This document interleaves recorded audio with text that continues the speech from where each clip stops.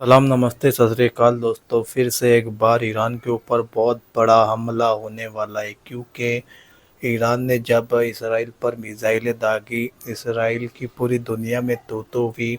Israel इतना बेइज्जत हुआ। इधर से डोनाल्ड ट्रम्प अपने ऑफिशियल से कहता है कि आप लोग लिखो ट्विटर के ऊपर कि हम डोनाल्ड ट्रम्प और इसराइल अमेरिका ये जंग जीत गए और हमने बहुत बड़ा हमला कर दिया फर्दो न्यूक्लियर साइट पर ईरान की, और ये हमारा हमला कामयाब रहा।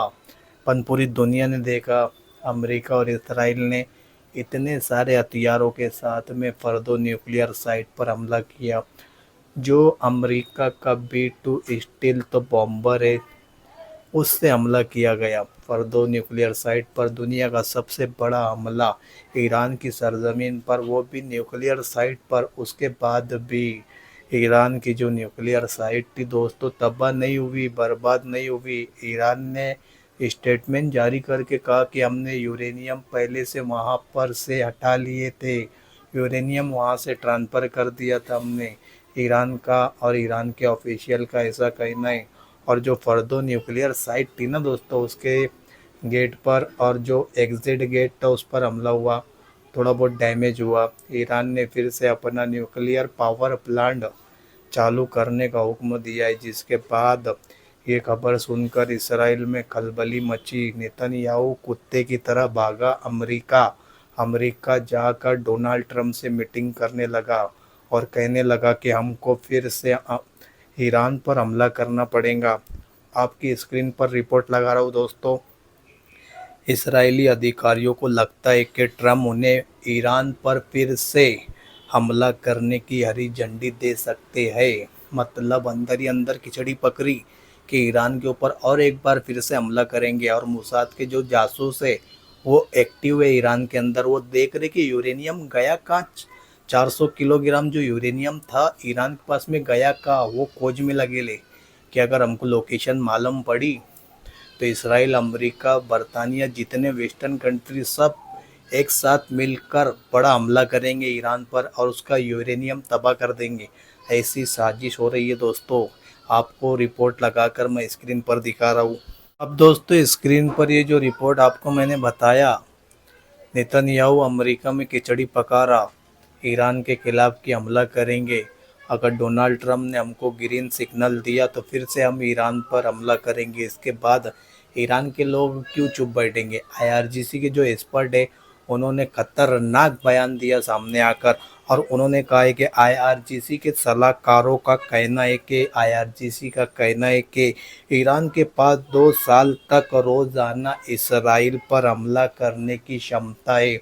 मतलब ईरान के पास में ऐसे खतरनाक हथियार है और ऐसी मिसाइलें हैं जो लगातार 2 साल तक हमला करेंगे, फिर भी ईरान की मिसाइलें ख़त्म नहीं होंगी। इस तरह से डेंजर बयान IRGC के सलाहकारों ने दिया है दोस्तों। अब ईरान जब भाषणबाजी करता है, लोगों को लगता है कि ईरान सिर्फ जबान चला रहा, पर ईरान ने अभी कुछ दिन पहले बताया और इसराइल के अंदर, हैफा के अंदर मिसाइलें दाग कर ये साबित कर दिया कि हमारी मिसाइलें हैफा और दूसरा अशदोद, ये जो इसराइल का बहुत बड़ा सिटी है, और तीसरा है तेल अवीव जो इसराइल की राजधानी है, वहाँ पर जाकर ईरानी मिसाइलों ने जाकर चुम्मा लिया और दुनिया में तू हो गई इसराइल की। इसराइल बोलता था हमारे पास में खतरनाक थर्ड एयर डिफेंस सिस्टम है जिससे परिंदा भी पर नहीं मार सकता, पर ईरान ने साबित कर दिया दोस्तों कि हम जब चाहे तब इसराइल में अंदर घुसकर हमला कर सकते हैं। अब दोस्तों मैं आपको गाज़ा और फ़लस्तीन लेकर चलूँ तो यहाँ के हालात इतने बदतर हो चुके हैं, इतने बुरे हालात हो गए कि पूरी दुनिया में ऐसे हालात कहीं पर नहीं है। इसराइल भूख को हथियार बना रहा, इसराइल 24 घंटे गाज़ा के ऊपर बमबारी कर रहा है, इसराइल बच्चों का कत्लेआम कर रहा, महिलाओं का रेप कर रहा, हर तरह से इतना जुल्म और सितम कर चुका है इसराइल की जुल्म भी शर्मा जाए दोस्तों। इस तरह से कत्लेआम और पूरी दुनिया गाज़ा फ़लस्तीन के कत्लेआम में सबूत बन रही है दोस्तों, किस तरह से एक जो कौम है, एक कौम को मिटाया जा रहा, उनकी सरजमीन पर कब्जा किया जा रहा। अब फ़लस्तीन की एक रिपोर्ट सामने आई है जिसमें बताया गया है कि 3,77,000 फ़लस्तीनी गाज़ा के जो लोग रहने वाले थे वो किधर गए किसी को पता ही नहीं। या तो वो मारे गए, या फिर उनको गायब कर दिया गया, या फिर इसराइल उनको कैदी बनाकर लेकर गया। ऐसी रिपोर्ट सामने आ रही है दोस्तों। और जो मरने वालों की तादाद बताई जा रही है वो 55,000 बताई जा रही है। पर ये तो एक मीडिया रिपोर्ट्सों का आंकड़ा है, पर वहाँ के लोगों का कहना है कि 1 लाख से ज़्यादा फ़लस्तीनी गाज़ा के लोग मारे गए हैं। ऐसी रिपोर्ट्स निकल कर सामने आ रही है और पूरी दुनिया तमाशा देख रही है। और ख़ास करके अरब देशों ने ऐसा लगता है कि फ़लस्तीन का सौदा कर दिया है। अब दोस्तों स्क्रीन पर आपको जो टकला इंसान दिख रहा, ये टकला इंसान इसराइल की पार्लियामेंट का एक कुत्ता है। कुत्ता इसलिए कि इसने गाज़ा को लेकर बड़ा खतरनाक बयान दिया। इसने कहा कि गाज़ा के अंदर कोई मासूम नहीं, कोई बच्चा नहीं, कोई निर्दोष नहीं, सब आतंकवादी है, सब कसूरवार है, सबको कत्ल कर देना चाहिए और पूरे गाज़ा पर कब्ज़ा कर लेना चाहिए। इस कुत्ते इंसान का ऐसा बयान, जो इसराइल की पार्लियामेंट का एक कुत्ता है दोस्तों, उसका ऐसा बयान आया है। आज 82% यहूदियों का मानना है कि गाज़ा को ख़त्म कर देना चाहिए, गाज़ा को पूरा डिस्ट्रॉय कर देना चाहिए और वहाँ के जो लोग हैं उनको भी कत्ल कर देना चाहिए। ये है यहूदी मानसिकता दोस्तों। और जब ईरान इनके ऊपर हमला करता है और जब ईरान की मिसाइलें जाकर तेल अवीव, हैफा, अशदोद इन इलाकों में गिरती है तो ये फिर आर रोना शुरू कर देते कि हमारे ऊपर जुल्म हो रहा, हमारे लोग मारे जा रहे, हम कितने मासूम हैं। और जब ये लोग गाज़ा के ऊपर बमबारी करते तो गाज़ा के लोग इनको मासूम नज़र नहीं आते, पर और इनके ऊपर हमला होता तो पूरे वेस्टर्न कंट्री से मदद मांगना शुरू कर देते कि हम बेकसूर है, हम पर ईरान ने हमला किया। अब दोस्तों इसराइल का अगर इतिहास देखें तो इसराइल का इतिहास ये है कि इसराइल हमेशा से फ़लस्तीन की ज़मीन पर कब्ज़ा किया। 47 के पहले इसराइल का नामो निशान नहीं था। 47 के बाद एक देश वजूद में आता है जो फ़लस्तीनियों की सरज़मीन पर अपने आप को इसराइल घोषित करता है। उसके बाद धीरे धीरे फ़लस्तीन की ज़मीन पर कब्ज़ा करता है, फ़लस्तीनियों का कत्लेआम करता है, फ़लस्तीनियों के ऊपर बमबारी करता है, फ़लस्तीनियों की महिलाओं के साथ में रेप करता है, उनके बच्चों का कत्लेआम करता है दोस्तों। उनको डिटेंशन कैंप बनाकर उनके ऊपर अत्याचार होता है। हर तरह का हर जुल्म, दुनिया का कितना भी बड़ा जुल्म हो, वो इसराइल ने फ़लस्तीनियों के साथ में किया है। और हमेशा से फ़लस्तीन की ज़मीन पर सेटलमेंट करना, उनके फ़लस्तीनियों के घर तोड़ना, उनकी प्रॉपर्टी में आग लगाना, इस तरह से उनको वहाँ से हकाल देना और उनकी सरज़मीन पर खुद अपने यहूदी लोगों को बसाना, उनकी बिल्डिंग बनाना, उनका घर बनाना, ये इसराइल का इतिहास है दोस्तों। स्क्रीन पर अब रिपोर्ट देखिए दोस्तों, किस तरह से इसराइल ने अप्रूवल दिया है कि यरूशलेम के अंदर 493 न्यू बिल्डिंग बनाएगा इसराइल अपने यहूदी लोग को बसाने के वास्ते। 493 न्यू सेटलमेंट किया है उसने। सेटलमेंट करने के बाद वहाँ पर बिल्डिंग बनाएगा, यहूदियों को बसाएगा।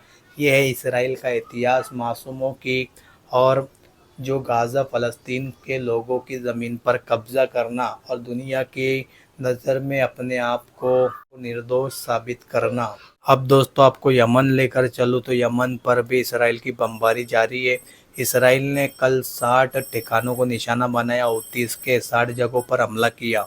अब इसराइल देख रहे दोस्तों, पूरे मिडल ईस्ट के लिए खतरा है। सबसे पहले गाज़ा पर बमबारी कर रहा, गाज़ा के लोगों का कत्लेआम कर रहा।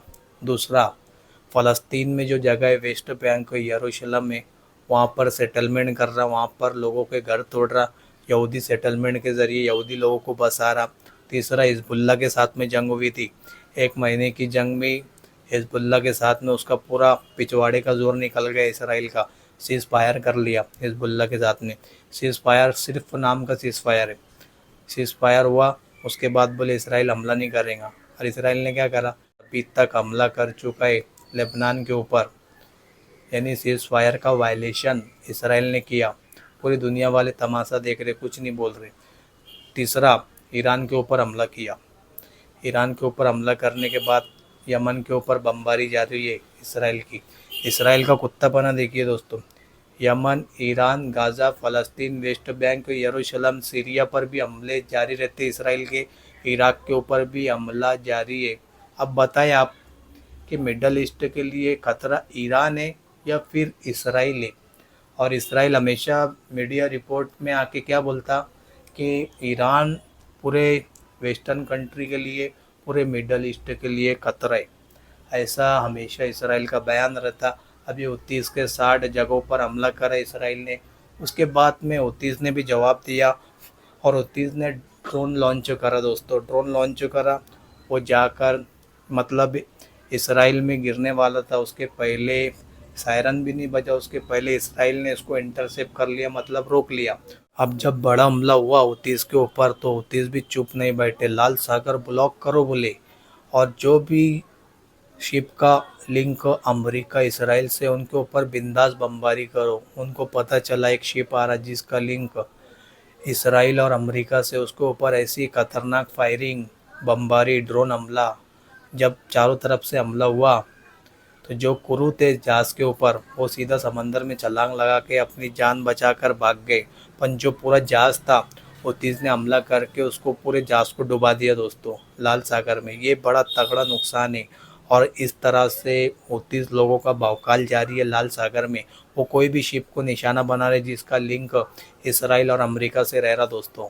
इसराइली जो फौजी है दोस्तों, वो गाज़ा जाना ही नहीं चाहते। नेतन्याहू ज़बरदस्ती उनको जंग में ढकेला और गाज़ा के लोगों का कत्लेआम करने के लिए नेतन्याहू इसराइली फोर्स को बोल रहा है। इसराइली फोर्स गाज़ा के अंदर आते, कत्लेआम मचाते, महिलाओं का रेप करते, महिलाओं को गोली मारते, बच्चों को गोली मारेंगे, उनके ऊपर बमबारी करेंगे, उनके ऊपर ग्रेनेड फेंकेंगे, उनके ऊपर जैसा मरकावा टैंक से हमला करेंगे। ये सब नरसंहार मचाने के बाद इसराइली फोर्स जब घर जाते तो ये लोग ट्रॉमा के शिकार हो जाते, ये लोग डिप्रेशन में चले जाते। इनके सामने गाज़ा फ़लस्तीन के जो मरे हुए बच्चे इनके सपने में आते दोस्तों। ऐसी रिपोर्ट। और 10 से 12 हज़ार सैनिक डिप्रेशन का शिकार हो गए। और कितने लोग गाज़ा से वापस जाने के बाद अपने आप को मार लिया, किसी ने पंखे से लटक के मर गया, कोई इंसान अपने आप को आग लगा के मर गया, कोई सुसाइड कर लिया। ऐसी खबर आते रहती है दोस्तों। अब ये सब घटना इसराइली फोर्स से लोगों के साथ में हो रही है। उसके बाद में इसराइली फोर्सों का बयान आता है कि हमास को ख़त्म करना और बंधकों को एक साथ मुक्त कराना असंभव है। मतलब उनको रिहा नहीं करा सकते और हमास को ख़त्म करना इम्पॉसिबल है, ऐसा इसराइली फोर्सों का कहना है। अब दोस्तों अगली रिपोर्ट आपकी स्क्रीन पर। अमेरिका ने सबसे बड़ा इनाम सऊदी अरब को दिया। आज तक मिडल ईस्ट के अंदर इतना बड़ा इनाम अमेरिका ने किसी को नहीं दिया जितना बड़ा इनाम आज अमेरिका ने सऊदी अरब को दिया। और वो क्या है? वो ये थर्ड एयर डिफेंस सिस्टम। अभी सऊदी अरब को क्या ज़रूरत है थर्ड एयर डिफेंस सिस्टम की, बताओ मुझे। ये सवाल पहला। सऊदी अरब अभी किसके साथ में जंग कर रहा है जिसकी वजह से उसको थर्ड एयर डिफेंस सिस्टम की ज़रूरत पड़ी? दूसरी वजह। तीसरी वजह, कितनी भारी भरकम हथियार अमेरिका कभी किसी को देता नहीं, वो हथियार, वो air defence system America Saudi Arab को क्यों दे रहा? तो सबसे बड़ी वजह अभी निकल कर आ रही है कि third air defence system Saudi Arab को दिया है। और 360 लॉन्चर, इंटरसेप्टर, 44 बैटरी वगैरह सब कुछ सऊदी अरब को अमेरिका ने दिया है। अब इसकी क्या वजह हो सकती है? आपके दिमाग में क्या सवाल आएगा? मेरे दिमाग में तो ये सवाल है कि अगर फिर से ईरान पर दोबारा हमला होता और ईरान ने फिर से पूरी ताकत से हमला किया इसराइल के ऊपर, तो इसराइल को बचाने के लिए सऊदी जो हुकूमत है वो अपने स्पेस में ईरान की मिसाइलों को थर्ड एयर डिफेंस सिस्टम से मार कर गिरा सकती है। अगर अमेरिका किसी को इतना बड़ा इनाम देता तो उसके पीछे की वजह और पीछे का काम तो ज़रूर निकालेगा अमेरिका। इतना शरीफ तो नहीं है दो देशों को लड़ाकर दोनों को हथियार देता है और अपने जो जैसा हथियार की इंडस्ट्री है उसमें खूब पैसा कमाता अमेरिका। ये हमेशा से अमेरिका का इतिहास है। अभी जब ईरान हमला करेगा तो सऊदी अरब अपने एयर स्पेस में ईरान के हमलों को रोकेगा, जिसकी वजह से third air defence system America ने अमेरिका ने सऊदी अरब को दिया दोस्तों। ये थी दोस्तों आज की मिडल ईस्ट रिपोर्ट। आपका क्या कहना है इस रिपोर्ट को लेकर, कमेंट ज़रूर करें और हमारे चैनल को ज़रूर सब्सक्राइब करें। जो रेड वाला बटन है उसको दबा कर जाओ दोस्तों, और जो बाजू में घंटा है उसको भी दबा के जाओ, क्योंकि जब भी हम वीडियो अपलोड करेंगे उसकी नोटिफिकेशन आप तक पहुंच जाएंगी और आप आसानी के साथ में हमारा वीडियो वॉच कर सकते हैं। तो मिलते हैं दोस्तों नेक्स्ट वीडियो में। जय हिंद।